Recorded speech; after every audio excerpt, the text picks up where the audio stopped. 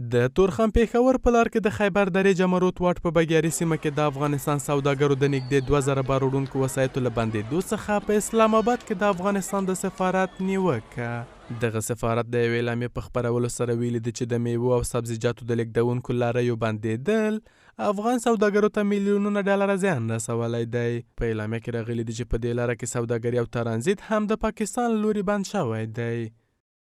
په اسلام آباد کې د افغانستان سفارت په ځلونو دغه موضوع د پاکستان له چارواکو او ادارو سره شریکه کړې او د ژر حل لارې ژمنه کړې، خو تر اوسه پرمختګ حاصل شوی نه دی. موږ یو ځل بیا د پاکستاني چارواکو څخه غواړو دغه موضوع جدي ونیسي څو د دواړو هیوادونو سوداګر او خلک ډیر زیان ونه ویني. یک مشکل جدی است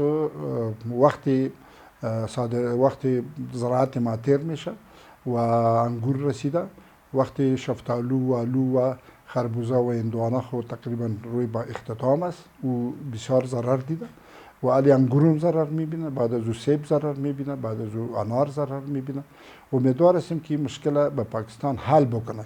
په همدې حال کې د هیواد د سوداګرۍ او پانګونې خونه هم د پاکستان له دې کړنې څخه په نیوکې سره هغه هم د افغانستان د میوو د راټولولو موسم کې ټینګار کوي چې د پاکستان د بدیل لارې پر سر کار روان دی. ما باید سر بدیل فکر بکنیم، سر راه دیگه که همین فکر کردیم و 80% ترانزیت خود از راه پاکستان دور دادیم به ایران و دیگه جای آسیای میانه. دا په داسې حال کې ده چې په اسلام آباد کې د اسلامي امارت د اعلامیې په یو بله برخه کې راغلي دي چې کابل له پاکستان سره هغو مسایلو ته د حل لارې موندلو لپاره چې د دواړو هیوادونو ترمنځ سوداګري له ننګونو سره مخ کړې ده همکارۍ ته چمتو دی.